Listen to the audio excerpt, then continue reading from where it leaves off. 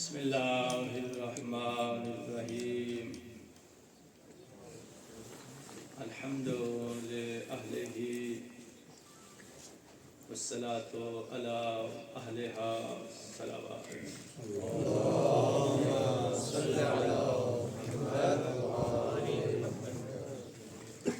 دعا ہے کریم اللہ آپ کا صفی اللہ بچھایا اپنی بارگاہ میں منظور فرمائے. ذکر آل محمد علیہ السلام بہت بڑی عظیم عبادت ہے. یہ حسرت ہے اس بہن کی تو جی بھر کے اپنے بھائی کو رو نہ سکی. یہ دعا ہے اس نبی زادی کی جو دنیا میں آنے سے پہلے تمہارے لیے بخشش کی ضمانت دے کے گئی ہے. دعا ہے کریم اللہ آپ کے ناسوں کو منظور فرمائے. علم و فیض کی وادی میں علم رسول کے دروازے پہ آپ جس مقصد کے لیے آئے ہو علی ولی کی عزت و عظمت کا صدقہ مالک آپ کو اپنے مقصد میں کامیابی و کامرانی عطا فرمائے. بانیان مجلس کی توفیقات میں اضافہ فرمائے اور ان کے مرحومین کے درجات کو بلند فرمائے. مجلس کی قبولیت کے لیے ایک بار مل کے صلوات پڑھیے گا اہل بیت محمد کی. اللہم صلی علی محمد. مجھ سے زیادہ پڑھے لکھے علماء فاضل وقت تشریف فرما ہے. کرم نوازی ہے ان کی بلکہ اعلیٰ ظرفی ہے ان کی کہ مجھ حقیر کو وہ سننے کے لیے منبر کے سامنے تشریف لے آتے ہیں. مالک بخت اقبال بلند فرماتے ہیں نبی زادی اگر دربار نہ جاتی تو آج مسلمانوں نے یہ کہنا تھا کہ کچھ ہوا ہی نہیں تھا، نہ کوئی حق چھینا گیا تھا، نہ کسی جگیر فدق پہ قبضہ ہوا تھا. اگر ایسی کوئی بات ہوتی تو بی بی دربار جا کے مطالبہ کرتی. لہذا بی بی تو گئی نہیں ہے، نہ مطالبہ ہوا ہے، تو یہ شیعہ قوم کی بنائی ہوئی کہانی ہے. عالمان غیر معلمہ بی بی حالات پہ نظر تھی. بی بی کا اصل مقصد یہ نہیں تھا کہ معاذ اللہ ہمارے بچے بھوکے بیٹھے ہیں یا ہمارا در سخاوت بند ہو گیا ہے اور جگیر فدق واپس کر دو تاکہ ہمارا نظام چل پڑے. اصل مقصد نبی زادی کا یہ تھا کہ وہ لوگ جو صحابی اور اسلام کے روپ میں چھپے ہوئے ہیں ان لوگوں کو بے نقاب کیا جائے، ورنہ نبی زادی دربار میں کبھی نہ جاتی. تو بی بی کے اس مقصد کو وفا کرتے ہوئے میں نوکری کا آغاز کرنا چاہتا ہوں. اسلام بہت مشکل مراحل سے گزر کے آپ تک پہنچا ہے. آل نبی نے بہت بڑی قربانیاں دی ہے، بہت ظلم سہے ہے. قانون فطرت کا یہی کہتا ہے کہ جب انسان کسی پہ ظلم کرتا ہے تو اس کی وجہ دشمنی، بغض اور نفرت ہوتی ہے. ٹھیک ہے، ورنہ محبت ہو، مودت ہو تو انسان ظلم تھوڑی کرتا. آل نبی پر بہت ظلم ہوئے ہیں، اس میں کوئی شک نہیں ہے. اور ظلم کرنے والے لوگ بھی کوئی غیر نہیں تھے.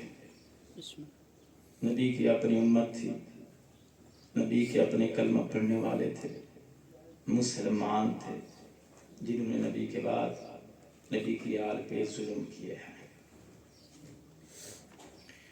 اب سوال یہ ہے،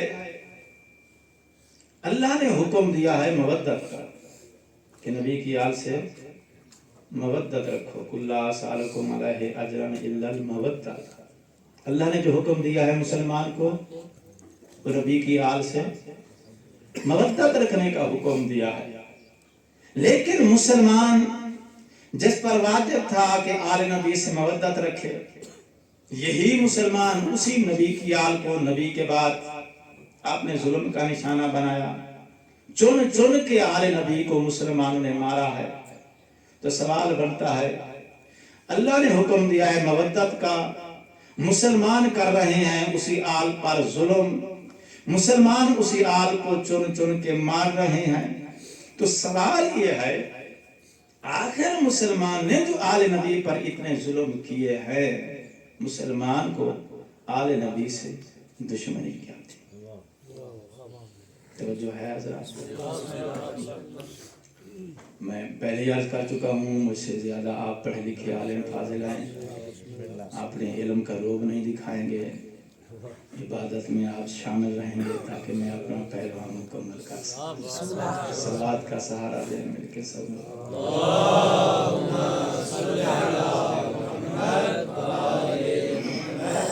تو مسلمان پہ واجب یہ تھا کہ آل نبی سے مودت رکھے، یہ قرآن کا حکم ہے۔ مودت کی بجائے مسلمان نے آل نبی پر ظلم کیا۔ تو سوال یہ ہے کہ جن سے مودت رکھنے کا حکم تھا، مسلمان اس نبی کی آل کو چن چن کے قتل کرتا رہا ہے۔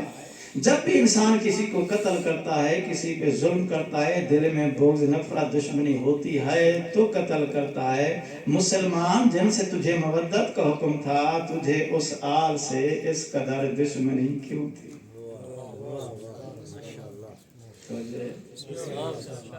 تو اس کا جواب تاریخ نے دیا ہے۔ وقت گزرنے کے بعد بہت ساری چیزیں ایکسپلین ہو جاتی ہیں، ایسے ہے یا نہیں ہے؟ انسان کوشش تو کرتا ہے اپنے جرم کو چھپانے کی، لیکن جب قصہ ماضی کا ہو جائے، حالات بدل جائیں، تو پھر وہ حقائق ماضی کے سامنے ظاہر آنا شروع ہو جاتے ہیں۔ تاریخ نے اعتراف دیا ہے، نبی کے بعد نبی کی آل پر مسلمان نے جو ظلم کیا ہے، اس کی وجہ یہ ہے کہ بدر، احد اور خندق کے میدان میں علی کی تلوار سے ان مسلمانوں کے کچھ رشتہ دار قتل ہوئے تھے، اور ان کے قتل کا ان کے دل میں دکھ تھا، بے بس تھے، نبی کی زندگی میں کچھ کر نہیں سکتے تھے۔ تو نبی کے جانے کے بعد جب یہ پاور میں آئے، ان کو اقتدار ملا، تو وہ پرانی دشمنی اور بغض نکالنے کے لیے حکومتی پاور کو استعمال کیا، اور آل نبی سے پرانی دشمنی کے بدلے لیتے رہے۔ یہ اعتراف تاریخ کے اندر موجود ہے، ٹھیک ہے؟ علماء کا مجمع ہے، ضروری نہیں ہے کہ چٹخارے دار نعروں والے مضمون یہاں پڑھے جائیں۔ پیغام دینا مقصد ہے، ایام سیدہ ہے، تو کچھ حقائق ہے جن کو نعروں کی لالچ کی خاطر منبر پہ عام طور پہ بیان نہیں کیا جاتا۔ ذاکری تو منواونی نہیں ہے، پیغام ہے جو آپ تک پہنچانا ہے۔ تاریخ نے جب یہ اعتراف دیا ہے کہ پرانی دشمنی تھی جس کے بدلے مسلمان آل نبی سے لیتے رہے ہیں، تو تاریخ یہ بھی کہتی ہے کہ بدر، احد اور خندق کے اندر میرے مولا کی تلوار سے جو لوگ قتل ہوئے تھے، میرے مولا علی کی ان کے ساتھ کوئی ذاتی دشمنی نہیں تھی، کوئی جھگڑا، کوئی عداوت نہیں تھی۔ وہ لوگ تھے اللہ کی توحید کے دشمن، وہ لوگ تھے اللہ کے دین کے دشمن، وہ لوگ تھے اللہ کے نبی کے دشمن، اور اسلام کو مٹانے کے لیے، نبی کو قتل کرنے کے لیے فوجیں لے کر جب وہ آ گئے، تو پھر میرے مولا علی بھی اگر نبی کی مدد نہ کرتے تو پھر کون کرتا؟ اللہ کے حکم اور نبی کے حکم سے میرے مولا میدان میں آئے، اسلام کی حمایت، نبی کی نصرت پہ میرے مولا نے تلوار چلائی، تو اللہ کی اطاعت میں تلوار چلائی، وہ لوگ مارے گئے، ورنہ علی کی ان سے کوئی ذاتی دشمنی عداوت نہیں تھی۔ لطف لینا ہے تو جملہ عرض کرنا چاہتا ہوں، اگر ان کے قتل میں اللہ اور اللہ کے رسول کی رضا شامل نہ تھی تو پھر آسمان سے ذوالفقار بھیجنے کی ضرورت کیا ہے؟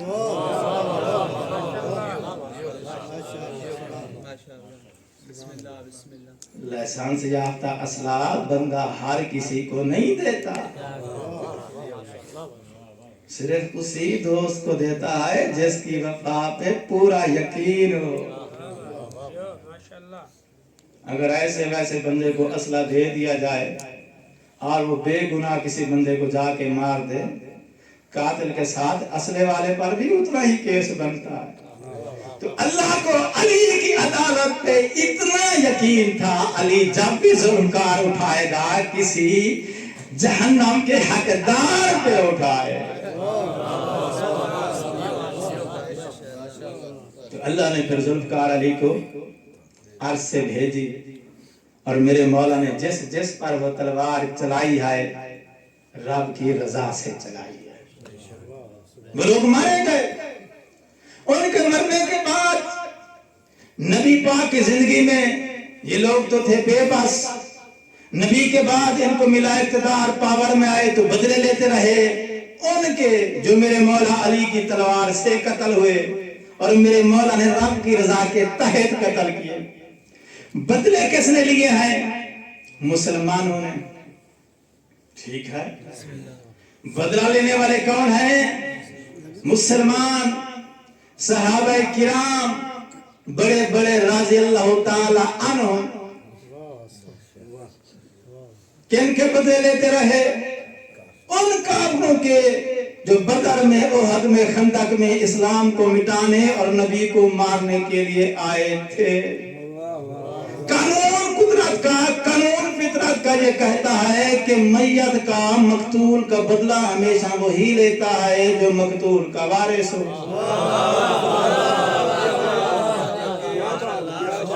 جس کا مرنے والے سے قریبی رشتہ ہو۔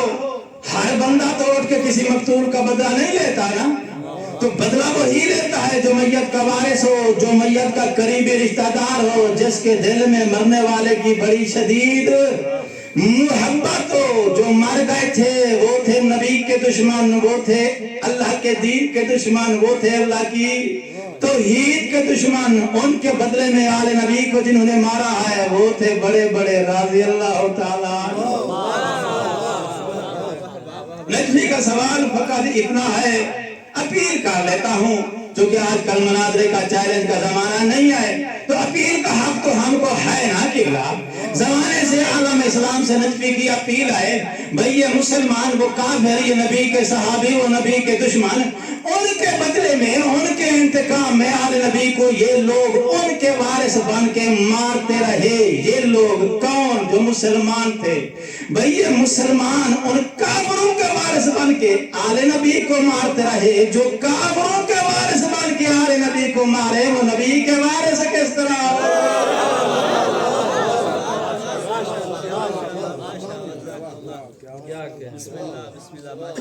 کافروں کے وارث بھی تھے، نبی کے منبر کے وارث بھی بن گئے۔ ظلم تو ہے نا۔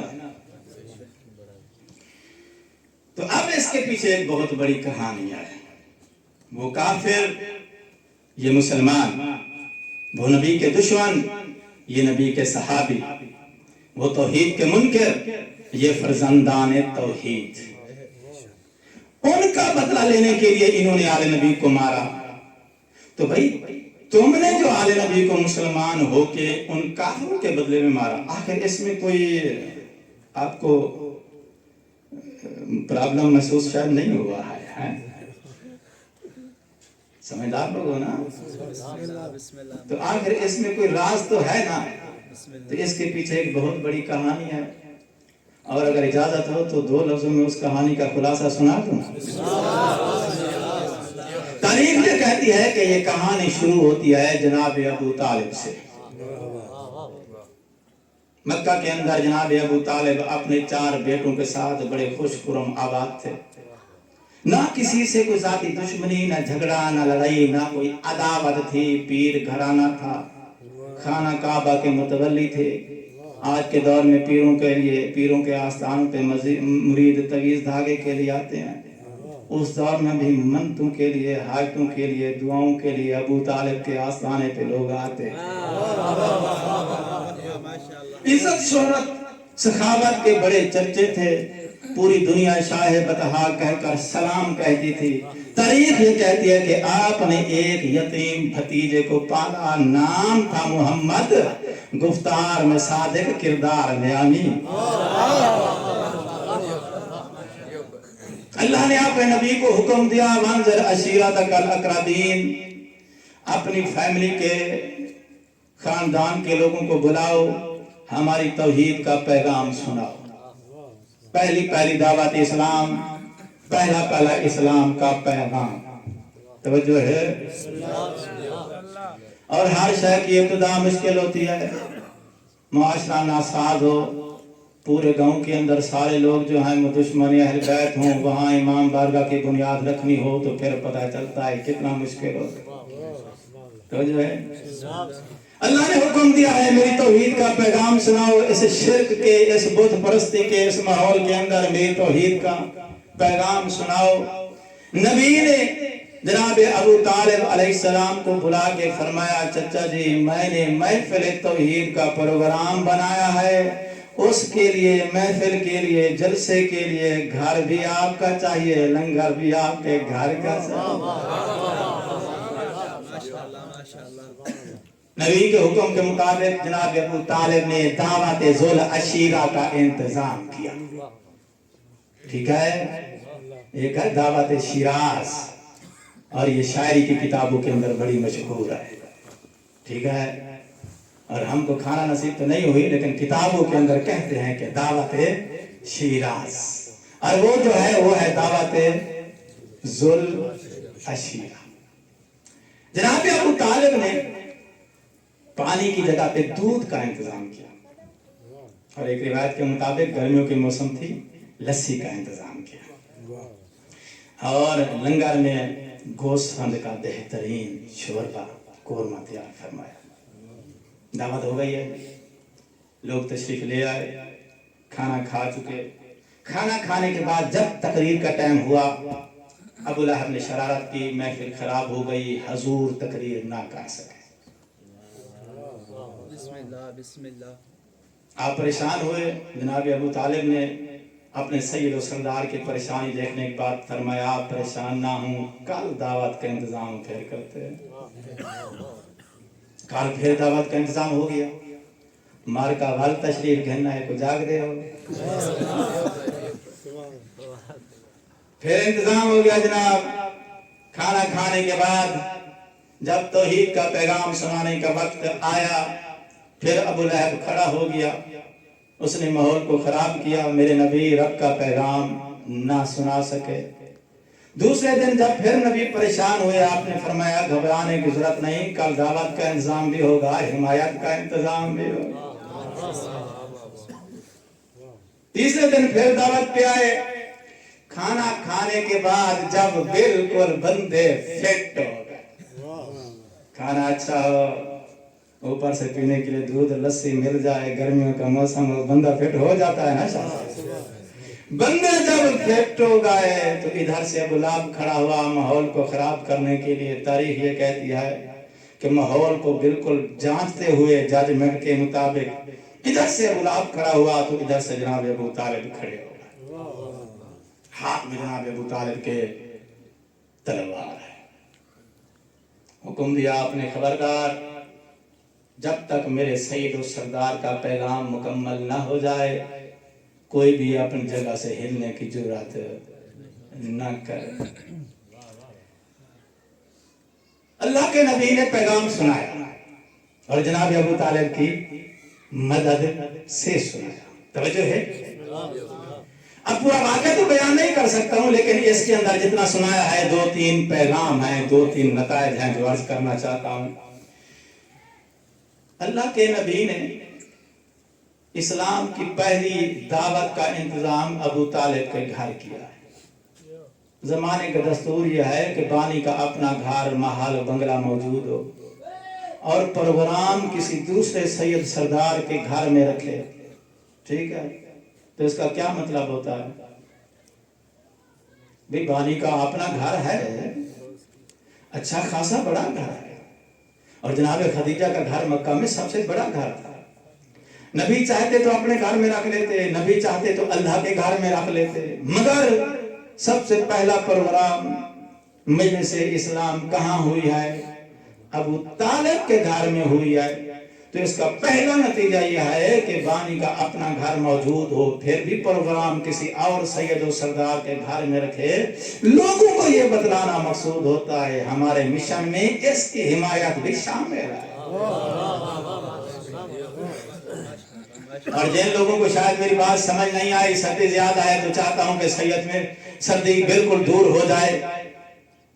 اللہ کے نبی نے پروگرام کے ساتھ ساتھ ابو طالب کا لنگر بھی کھلایا ہے، اور لگتا ایسے ہے کہ تاریخ کے کچھ بے نمک حرام مؤرخ جو تھے، ابو طالب نے ان کو پکڑنے کے لیے، اللہ کے نبی نے ان کو پکڑنے کے لیے پہلے ابو طالب کا لنگر کھلایا ہے، تاکہ پھر رہتی دنیا تک لوگوں کو پتہ چل جائے جمشید صاحب دنیا بڑی سمجھدار ہو چکی ہے۔ آج کل کے دور میں اسٹیبلشمنٹ کی خفیہ مداخلت کا پتہ چل جاتا ہے مولوی کو، ابو طالب کی اعلانیہ حمایت کا پتہ نہیں چلتا۔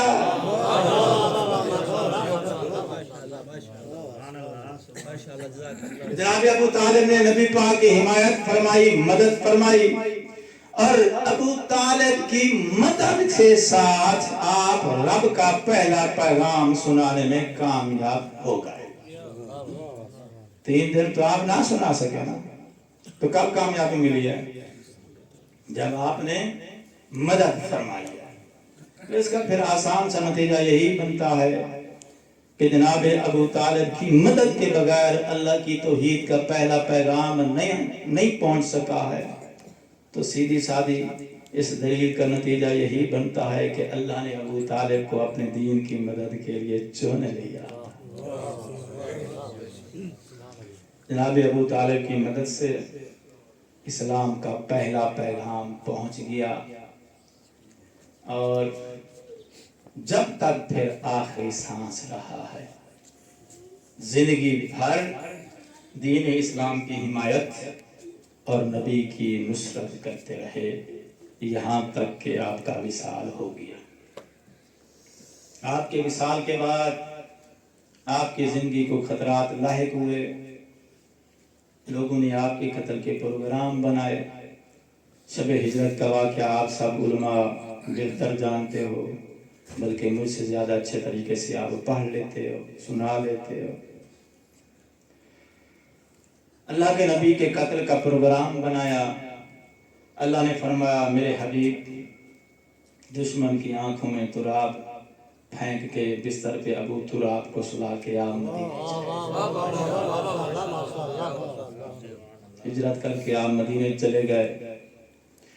جب مدینے چلے گئے تو وہ جو بت پرست تھے، جو بتوں کی محبت میں اسیر تھے، اور بت پرستی اور بتوں کی محبت کی وجہ سے نبی کی جان کے دشمن بن گئے تھے، نبی کے قتل کی غرض سے لشکر لے کر مدینے پہنچ گئے۔ جتنی بھی جنگیں ہوئی ہیں مدینے کی حدود میں ہوئی ہیں۔ حضور لشکر لے کر مکے نہیں گئے تھے، مکے والے لشکر لے کر مدینے جاتے تھے، پہلے بدر میں، پھر احد میں، پھر خندق میں۔ مقصد یہ ہے کہ نبی کو قتل کر دو، اللہ کے دین کو مٹا دو، لیکن تاریخ یہ کہتی ہے کہ جس میدان میں بھی اترے، ہر میدان میں سامنے ابو طالب کا لہو ابو طالب کی طرح وفا کی چٹان بن کے کھڑا تھا۔ عزیزو، زمانے کا دستور ہے کہ انسان کو اگر کسی سے دشمنی ہونا تو اس کے جو امدادی ہوتے ہیں نا، دشمن سے زیادہ غصہ بندے کو اس کی امداد کرنے والے پر ہوتا ہے. ایسا ہے یا نہیں ہے؟ آج کے دور میں بھی چلو میں ایک چھوٹی سی مثال عرض کر دیتا ہوں. کسی گاؤں میں صرف ایک اکیلے مومن کا گھر ہو اور باقی پورا گاؤں غیر شیعہ ہو، اور وہ مومن غریب جا کے ڈی پی او صاحب سے پاکستان میں اجازت لینی پڑتی ہے.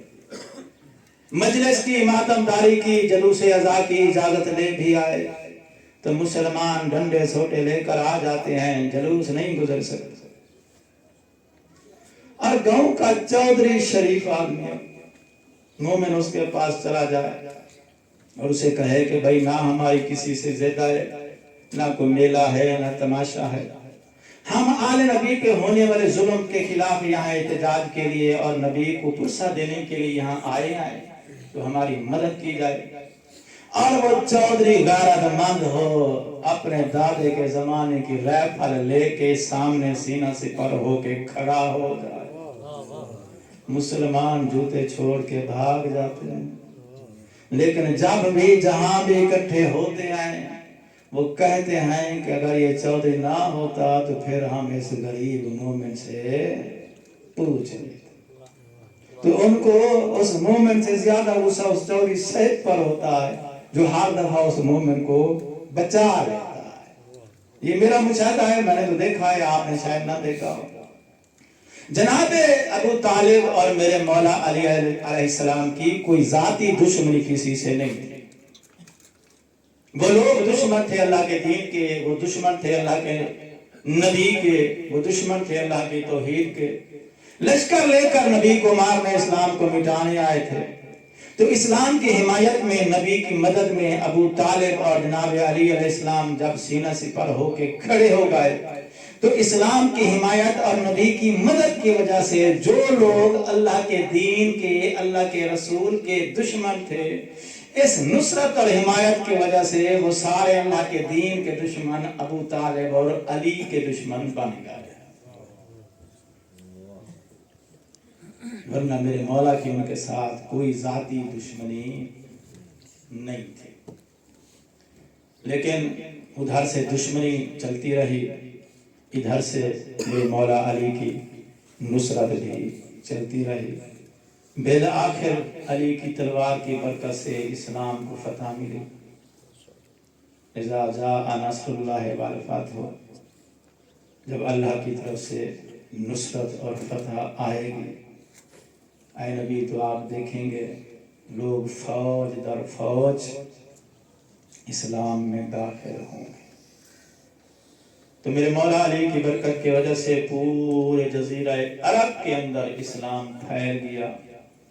لوگ فوج در فوج مسلمان ہونا شروع ہو گئے. جب اکثریت اور غالب دنیا جزیرہ عرب میں رہنے والے مسلمان ہو گئے تو اب وہ جو دشمن تھے وہ قلت میں ہو گئے. وہ بھی اس فوج میں شامل ہو کے مسلمان ہو گئے. مسلمان تو ہو گئے لیکن دل میں میرے مولا کا بغض، دشمنی، عداوت ویسے کی ویسے رہ گئی جیسی اسلام لانے سے پہلے ان کے دل میں موجود تھی. اور اس کی دلیل یہ ہے کہ اگر ان کے دل میں آل نبی سے بغض، دشمنی، نفرت نہ ہوتی تو نبی کے جانے کے بعد آل نبی پر وہ ظلم نہ کرتے.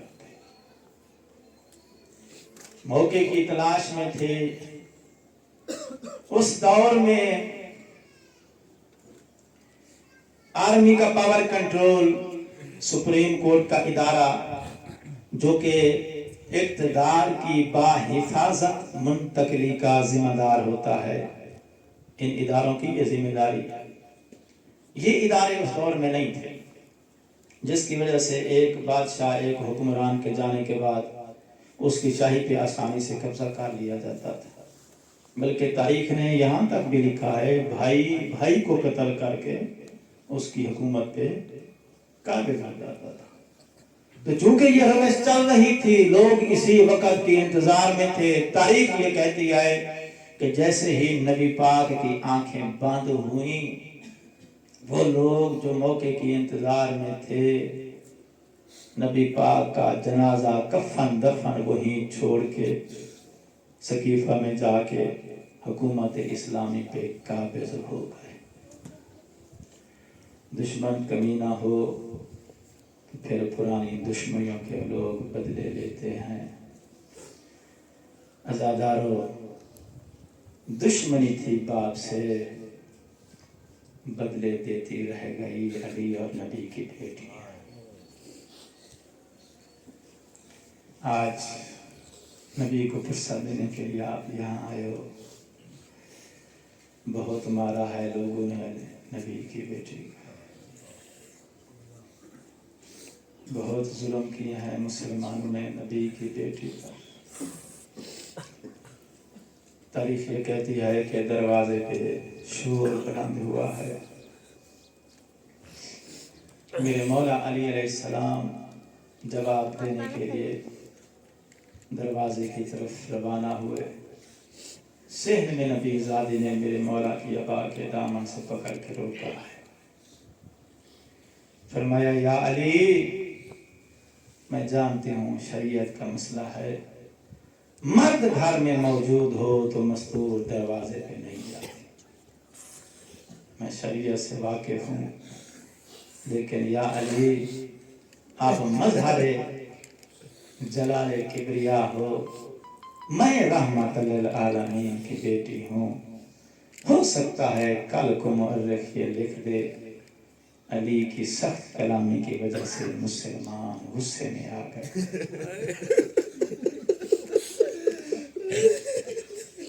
دروازہ بھی میرا ہے، امت بھی میرے بابے کی ہے، اس دروازے کی عظمت بتلانے کے لیے آپ اجازت دو، میں امت سے ہم کلام ہونے کے لیے دروازے پہ چلی جاؤں۔ حاکم شرعی کی اجازت کے ساتھ نبی زادی دروازے پہ آئی ہے۔ بی بی کا پردہ بہت عظیم تھا، اس قدر با پردہ تھی نبی زادی، بی بی کی آواز سے بھی کوئی بی بی کو نہیں پہچانتا تھا۔ عام طور پہ کسی انسان کو دیکھا نہ ہو لیکن آواز سے انسان واقف ہو تو پہچان لیتے۔ اتنی پردہ دار، جس کی آواز کا بھی پردہ تھا، جس کی آواز سے بھی دنیا آگاہ نہیں تھی، بی بی دروازے پر آئی۔ بی بی نے مناسب سمجھا کہ ان کو تعارف کروا دوں تاکہ کہیں ان کے ذہن میں یہ خیال نہ آئے شاید گھر کی کوئی کنیز آئی ہے۔ فرمایا، کون؟ آواز آئی، مسلمان۔ کس کا کلمہ پڑھتے ہو؟ فرمایا، محمد کا۔ بسم اللہ پڑھ کے فرمایا، میں اسی محمد کی بیٹی زہرا۔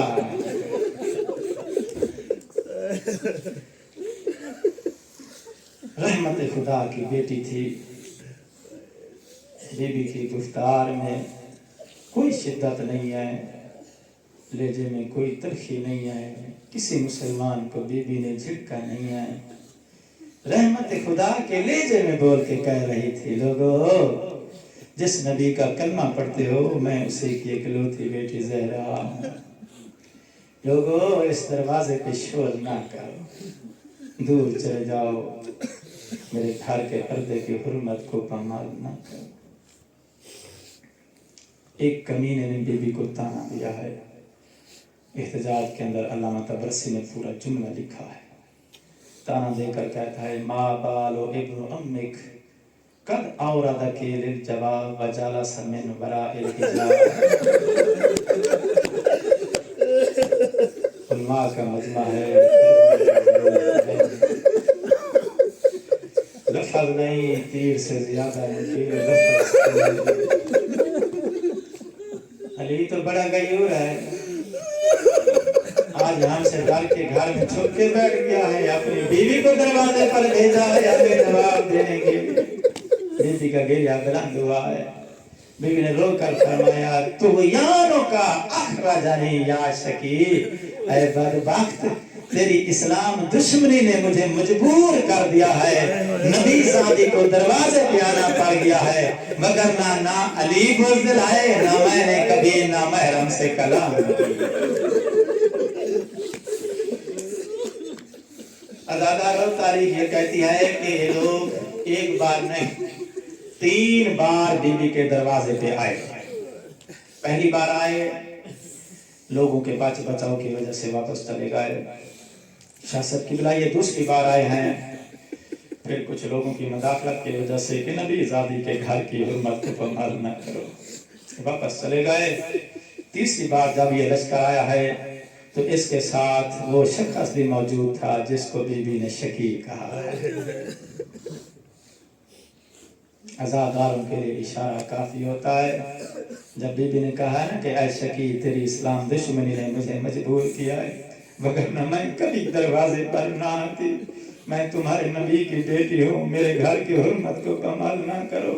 ये लईन आवाज देकर कहता है अली को पैर भेजो, अगर अली पैर ना आए, हमारी बैयत ना की, हम इस दरवाजे को बागी करार देकर आग लगा दे। इसने आग लगाने की जब धमकी दी है ना, बीबी का गिरिया बुलंद हुआ है। बीबी ने रो कर फरमाया कुछ हया कर, जिन घरों पर वही नाजिल हो वो बागी नहीं हो। बीबी मिन्नतें करती रह गई है, मुसलमानों ने दरवाजे को आग लगा दी है। अज़ादार लफ्ज़ मुश्किल है, कोशिश करूंगा इशारे के साथ गुजर जाऊं, न काबिल बर्दाश्त जुमले, पूरा मंजर पूरा वाक़या दरवाजे जलने का बयान नहीं हो सकता है। दरवाजे पे आग के शोले बुलंद है, अंदर से कोई मस्तूर तन्हा फरियाद कर रही हो। मंजर बहुत मुश्किल है, बीबी अंदर से मिन्नतें कर रही थी, या अचानक एक लही ने जलते दरवाजे को अपने पांव में ठोकर मार दिया। ठोकर की वजह से दरवाजा टूटा है और टूटने की वजह से दरवाजे की मेखें जाहिर हो गई थी।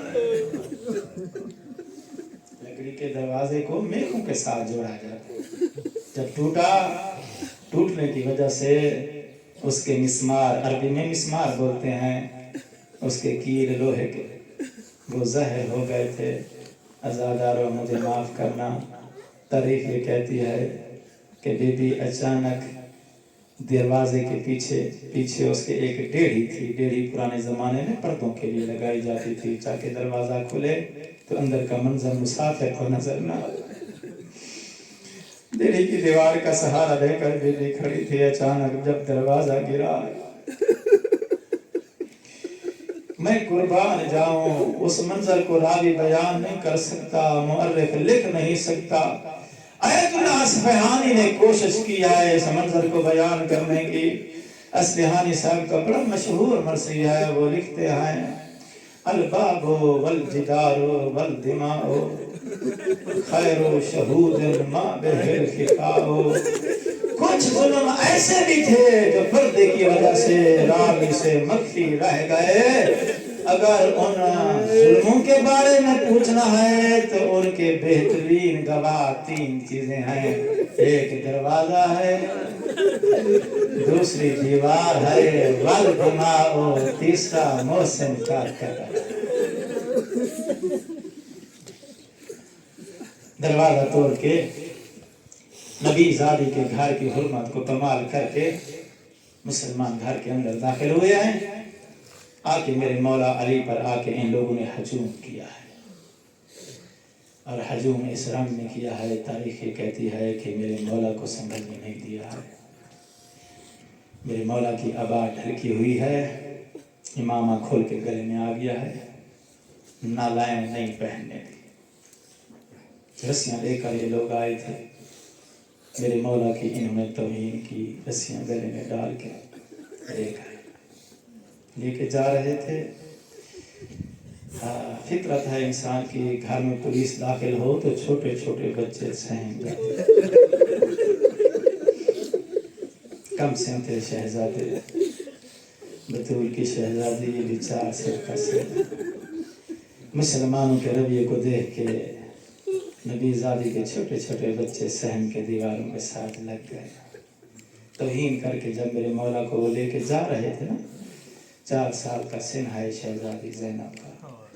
भाई हसन का शाना हिला के फरमाया, हसन भाई मुसलमान हमारे बाबा के साथ ये जुल्म क्यों कर रहे हैं? मेरे मौला ने रोकर फरमाया, बहन ज़ैनब दुआ मांग, खुदा किसी शरीफ को ये वक़्त ना दिखलाए। तकदीर ने आज ये वक़्त दिखलाया है, तो बहन गौर से इसको देख ले। ये जो गले में पहनाई गई है ना, इनको रस्सियां कहते हैं, और जिसे पहना दी जाए उसे असीर। एक रिवायत तो मिलता है कि मेरे मौला के इमाम के पेच गले में खोल के आ गए थे, और इन पेचों से वो लोग मेरे मौला को पकड़ के कभी इस तरफ खेलते थे, कभी खिलाते। कैदी बना के अली इमाम को ले गए हैं। दरवाजा तो वही था जहां दर दीवार के बीच में पाक बतूर जख्मी हालत में पड़ी थी, मगर मुसलमानों ने इतनी मोहलत नहीं दी है कि मेरे मौला पाक बतूर को हौसला दे सके। कैदी बना के मेरे मौला को ले गए। घर खाली हुआ है, उठता हुआ धुआं देखकर दई फिजा दरवाजे पे आई है। दरवाजा हटाया, आग बुझाई, पाक बतूल जख्मी हालत में हौसला दिया है। तलिया मसलने के बाद पाक बतूल होश में आई है, सीना जख्मी है, 2 मेख हैं, एक नहीं 2। आयतुल्लाह अस्फानी लिखते हैं, वलस्तो अदरी खबर अल मिस्मार, मुझसे ये ना पूछना कि वो मिस्मार सीने में लगा है, सल सदरोहा खुजाना तो इस तरह। एक मेख सीने में लगा है, दूसरा मेख बीबी के पहलू में लगा है, जिसकी वजह से मुहसिन शहीद हुआ है। सीना जख्मी है, पहलू जख्मी है, खून बह चुका है। जैसे ही बीबी होश में आई, जख्मों का दाग नहीं, बेसाख्ता जबान से निकला, फिजा मेरा सरताज कहाँ? बीबी ने रोकर फरमाया, मेरी आकाज़ादी मुसलमान कैदी बना कर ले गए हैं। जब बीबी ने सुना ना मेरे सरताज को मुसलमान कैदी बना कर ले गए हैं, अली इमाम की कैद का नाम सुनने के बाद बीबी मुहसिन का कत्ल भूल गई। इन्ना लिल्लाहि व इन्ना इलैहि राजिऊन पढ़ के नबी ज़ादी ने दहलीज से पैर कदम रखा है, आवाज देकर फरमाया, अम्मा फिजा मेरे बच्चों का ख्याल रखना, मुझ पे अली इमाम की मदद वाजिब हो गई है। बीबी के घर का दरवाजा जन्नतुल बकी की तरफ खुलता था। इस दरवाजे से लेकर मस्जिद नबवी तक एक बाजार और एक चौक का फासला था। चौक पर मुसलमान अली इमाम को लेकर खड़े हुए थे। जिस वक्त अली इमाम को मुसलमान कैद करके ले गए हैं ना, कम सिन बच्चे, सिन छोटा होने की वजह से बाबे को छुड़ा तो नहीं सके, लेकिन कभी दाएं जाने कभी बाएं, कभी बाबा के आगे कभी बाबा के पीछे। दूर से नजर पड़ी कि हमारी अम्मा आ रही है, तारीफ ये कहती है कि दौड़ के आगे आ गए हैं, आगे मां के साथ निकल गए हैं। और बीबी की हालत ये है कि एक हाथ पहलू पे है, दूसरे हाथ के साथ चादर को समेटा हुआ शहजादे मां के साथ लिपट गए हैं। आवाज देकर कहा, अम्मा हमारे बाबा की मुसलमान को भी कर रहे हैं, कत्ल की धमकियां देकर कह रहे हैं, आले नबी हमारी बैअत करे वरना कत्ल कर देंगे। कोई भी मजलूम अपने सरकार की तौहीन बर्दाश्त नहीं कर सकती है। अल्लामा तबरसी ने इhtजाज का जुमला लिखा है, फहालत बैन कौम व बैन अली। एक हाथ जख्मी पहलू पे है, दूसरा हाथ पाक बतूल ने आके उस रस्सी में डाला है। रस्सी में हाथ डाल के बीबी ने आकाज़ादी ने मुसलमानों को आवाज देकर कहा है, खल्लू इब्न अम्मी लो अक्से कुरास, मैं अपने सरदार की तौहीन को बर्दाश्त नहीं कर सकती हूँ, मेरे सरदार को रिहा करो, वगरना मैं बद्दुआ करने के लिए मजबूर हो जाऊंगी। मंजर ये है, मेरे आकाज़ादी का चेहरा अली इमाम की तरफ है, उम्मत की तरफ बीबी पुष्ट करके खड़ी थी। पढ़ने वाले पढ़ते हैं, बीबी दाएं हाथ के साथ तस्बीह नहीं पढ़ सकती। ये रिवायत ठीक है, लेकिन कब बीबी का हाथ जख्मी हुआ है ये रिवायत कम लोगों को पता है। पहलू तो जख्मी हो गया दरवाजे पर, और हाथ कब जख्मी हुआ है मैं बताऊंगा आज वो रिवायत कि बीबी का हाथ कब जख्मी हुआ है। दाएं हाथ से बीबी तस्बीह क्यों नहीं पढ़ सकी थी। मेरे सामने नजफ के उलमा बैठे हैं, मैं उनकी हूँ सादात गर सादात। हाथ जोड़ के सिर्फ एक सवाल आपसे पूछता हूँ, मुझे सिर्फ आप इतना बताएं, ताजियाना किस चीज से बना होता है? कपड़े से बना होता है, किसी नरम चीज से बना होता है, किस चीज से बना होता है? अब मेरे पास लफ्ज नहीं है कि ताजियाना किस चीज से बना होता है। जब बीबी ने आवाज देकर कहा है खल्लू इब्न अम्मी लो अक्शिफ रासी, एक मुसलमान ने अपने गुलाम कुनफस को इशारा किया है इस खातून को दरमियान से हटाया जाए। इशारा मिलना था या इसने ताजियाना हवा में लहराया है। ताजियाने का हवा में बुलंद होना था। तारीख ये कहती है मलाइका से तस्बीह छूट गई है, मदीने की जमीन कांपना शुरू हो गई है। हसन और हुसैन का गिरिया बुलंद हुआ है। नाजर बनागा के अंदर खुतबा शख्सिया ने मेरे मौला फरमाते हैं समझ तो मैं फिर आईने कला मेरी हालत ये थी जिस तरह किसी की आंख में कांटा चुभ जाए, ना वो खोल सकता है